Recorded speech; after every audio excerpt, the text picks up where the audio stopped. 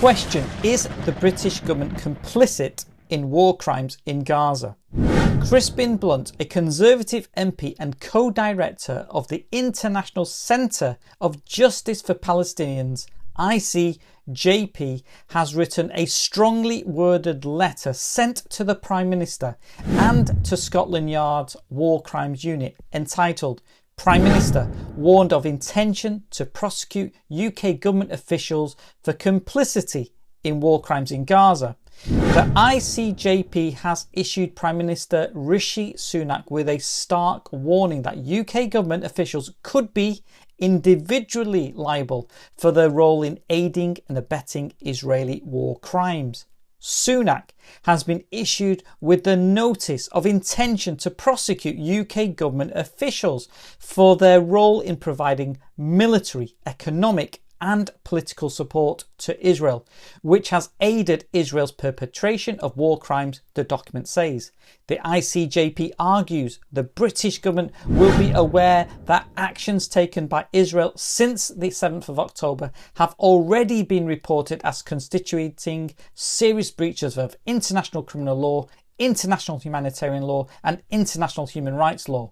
The ICJP focuses on a number of areas which they say are evidences of war crimes, and 4 are summarised here.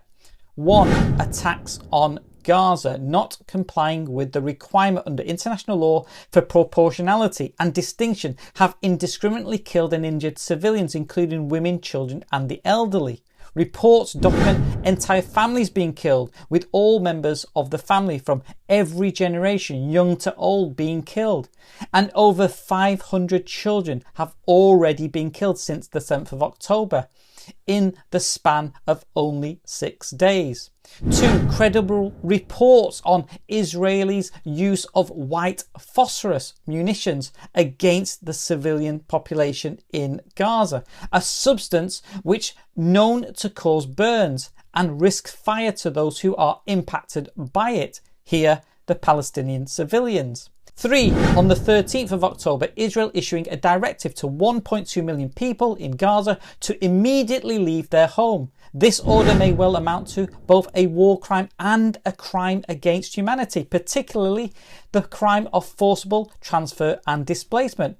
And how, ICJP further explain, impossible to evacuate vulnerable hospital patients from northern Gaza, particularly those on ventilators, and forcing such action would be a death sentence. And 4. The siege on Gaza.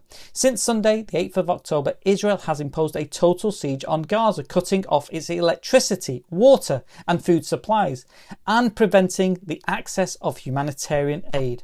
The withholding of food, water and other basic necessities from civilian populations during international armed conflict is expressly forbidden under IHL, the ICJP says.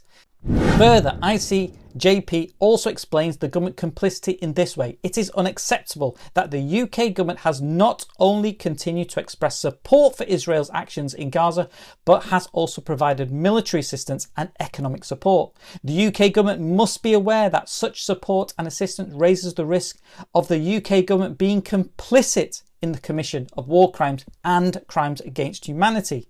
The ICJP letter provides 6 action points in order to prevent further legal action. The UK government must immediately: 1. Issue a public statement condemning Israeli breaches of international law. 2. Asks each government official that has encouraged war crimes in Gaza to rescind their statements in public. 3. Insists Israel complies unequivocally with international law. 4. Immediately act to safeguard civilians in Gaza. 5. Calls for an immediate ceasefire to prevent further loss of life. And 6. Calls for an immediate end to the siege to allow the secure access of humanitarian aid to Gaza. The ICJP co-director Crispin Blunt says this: he is a strong supporter of Prime Minister Sunak and wishes to divert him from a serious policy error and enable him to express strong emotional support to Israel in the face of an appalling war crime that was a planned terrorist part of Hamas's direction on Saturday's operation against Israel, whilst guiding Israel to accept the restraints that international law places on the democracies. And the letter finally ends by saying this: "We reserve our right to proceed to apply for private arrest warrants for politicians complicit in war crimes without further notice." But what do you think? Is the British government complicit in war crimes? Feel free to comment, follow, like and share.